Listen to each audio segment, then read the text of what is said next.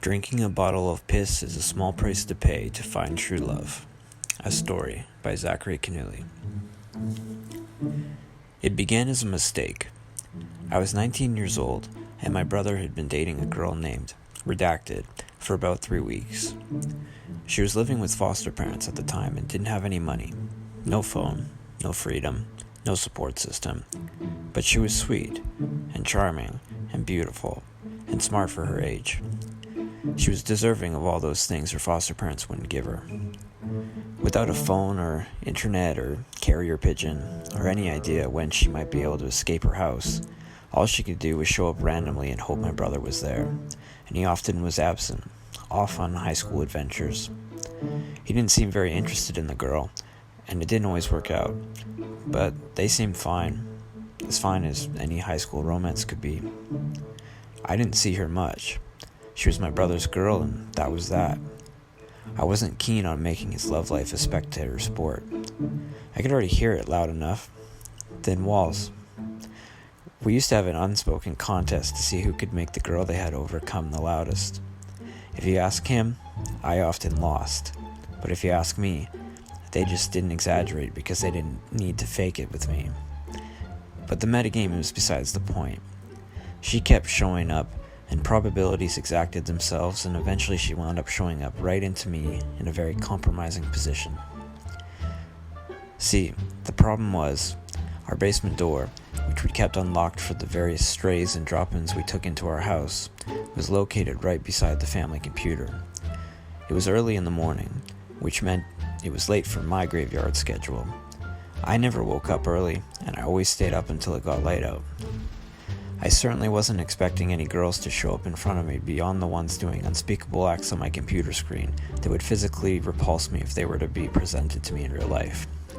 So when she walked in on me in my underwear with my cock hanging out, I didn't have a shot at playing it off cool. The good news was that I didn't need to. She laughed, I laughed, I popped my boner into my boxers and introduced myself. "Well, I'd shake your hand, but you don't want to touch that," I said. And she laughed again and asked me if I was a righty or a lefty. "I'm ambidextrous. Sometimes it's the left, sometimes it's the right." And she just walked right up to me and said she liked those odds. What a badass. Or a total fucking psychotic she-witch. One of the two. I liked those odds. I gave her the right hand, which was the right hand. This is one of those many lexical ambiguities of the English language, but you know what I mean. Redacted smiled at me and giggled, and I immediately knew I had a dilemma. My brother's girlfriend had a perfect smile. She had the laugh, the humility of an attractive girl who doesn't know she's beautiful yet. My brother's girlfriend was gorgeous. Luckily enough for me, he must not have thought so himself because he broke up with her a few weeks later. I bided my time as I talked to her occasionally when she could find a phone or get to the library to message me. I try not to be anything more than a friend, but I knew. Chemistry, like that, it can't hide, but I sure tried. I can't say the same about her. She was flirting with me all the time, and trying to remember I had a brother was getting harder each day. Once she said, "You know, I think I chose the wrong brother." Well, that was it. It was enough for me. I told her to hold on, and I went and knocked on my brother's door right then and there and told him we needed to have a talk. He already knew what it was about.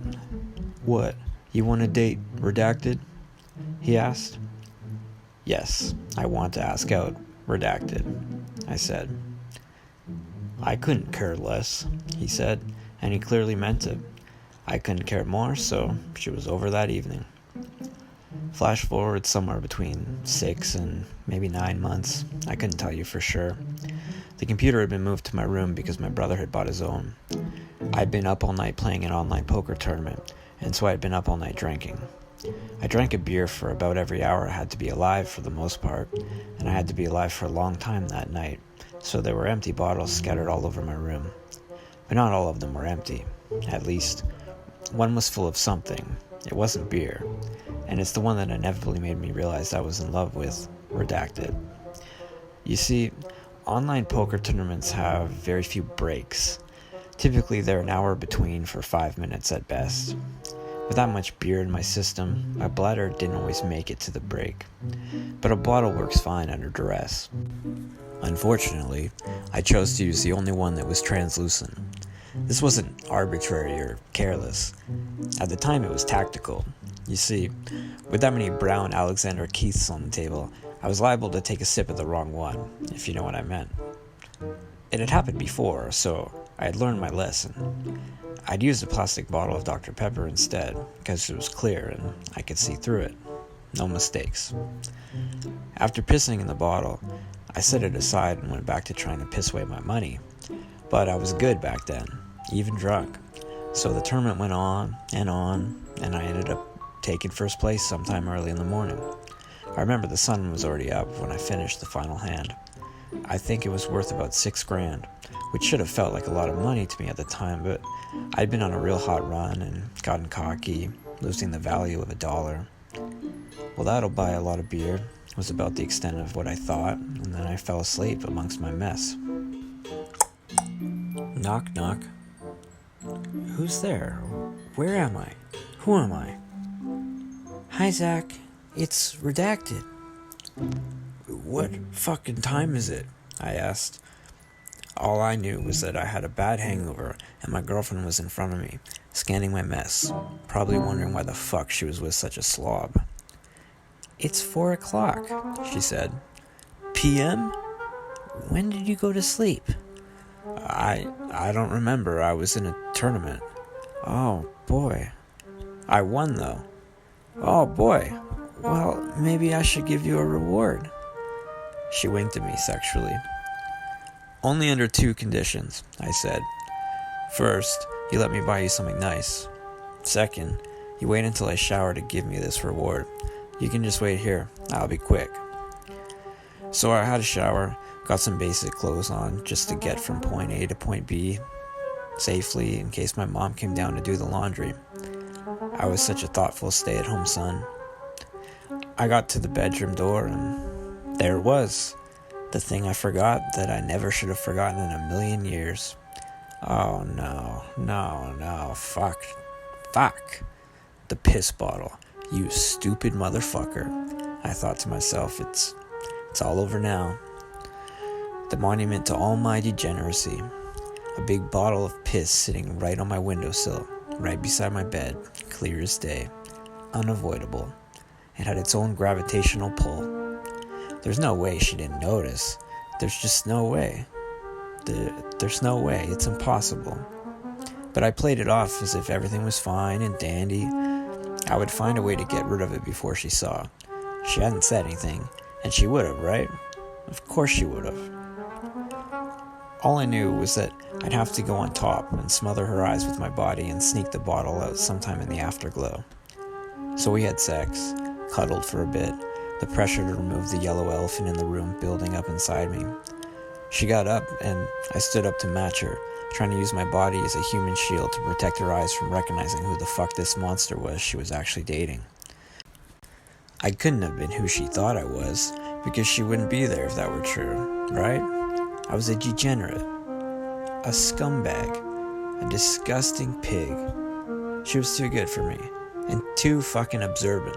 She looked right through me, and her face began to change, and I knew the ruse was up. What is that? She pointed to the piss. Busted. It's all over now, kid. Pack your bags. Summer's ending. But I wasn't going to go down without a fight. I've talked my way out of worse. It's worth a fucking shot. So I bluffed. It's apple juice. I know what you're fucking thinking. It does kind of look like piss, doesn't it? Yeah, it does. She was stern. No, it's just juice. I brought some down from the fridge. I just went to the kitchen when you were in the shower. Oh, fuck, I thought. There wasn't any juice in the fridge, she said. Yeah, it's old. It's from yesterday, I said. There was a pause while she stared me down. It lasted so long I'm still living it to this day. And then she pulled out the one card I couldn't beat.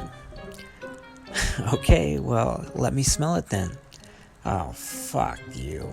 Fuck my life. What do I do now? I love this girl, man. I really love this girl. Hey, I do. I love this girl, man. I love this girl. And then I knew. I really did love this girl. It had been a question until exactly then. Suddenly it all made sense what I had to do. Love makes you do crazy things. Cool as a cucumber, I said, "Aw, don't be silly. You just want to drink it for yourself. I'm hungover. I'm dehydrated. I need it more than you do." And I reached for that bottle, and with an expressionless poker face, I downed 750 milliliters of my own piss in front of my first love in one gulp. I think I even said, like it had been refreshing. She immediately burst out laughing. Now, I don't exactly know what I expected her to do, but whatever it was, this wasn't it. Uncontrollable, maniacal, choking on your own voice and hack for air type laughter. I stood there like a shy goat, and my face went red as I took in my shame. My body knew what my head hadn't caught up to yet. She knew. She had to know. But instead of telling me how sick and disgusting it was and breaking up with me right there on the spot like she should have, she stepped to me, put her hands around my waist and said, "I love you, Zach. I love you so much." Huh? What the fuck? What the hell is going on here? I don't get it, I said. I love you too. I love you too so much, but why are you saying this now? I had a cheeky moment of hope that I'd gotten away with it, and this reaction was invoked by something beyond my periphery. So I continued on. I drink a bottle of juice, and you burst out into declarations of love? Doesn't make any sense. She laughed again. Zach, I know that wasn't juice. I saw it the moment I walked in your door, and when you went to the shower, I smelled it just to make sure. I just wanted to have a little fun with you. That's all. She was one hell of an operator. My head had collapsed, and there's nothing in it, so I asked myself, where is my mind? Where is my mind? Way out in the piss stream, see it swimming. I said nothing. I had nothing to say. What can you say in a time like this? There is no historical precedent. There's no movie moment to reference what a hero being puppeteered by the careful planning of masterful writers might do in a situation like this. I was totally on my own. So I gave in. So I drank my own piss. A lot of piss. And you love me? I asked. Yes I do. Because nobody but you would do something so crazy and so fucking disgusting to keep me from realizing you're a fucking alien slob and break up with you. Newsflash, I already knew. That was the sweetest thing anyone's ever done for me, she said, and we laughed together like it was the greatest joke. But I think she was telling the truth, and I still think that. I went in for a kiss out of habit, and she stopped me and kissed my cheek instead. Okay, I don't love you that much, at least not until you brush your teeth. I brushed my teeth. We kissed properly. I was in love, and about half an hour later, she had to go. So I walked her to the door, said goodbye, and then I ran to the washroom and threw up for 3 hours. We eventually went our separate ways as amicably as any couple could. It's been over a decade now, and I've moved on. There's been many girls in between, but I'll never forget, redacted, and that moment in time when I was young, dumb, and willing to drink urine to win a girl's heart. It'd be hard to get me to open a door for a girl these days, but they just don't make them like they do when you're young, dumb, and in love. Now do they?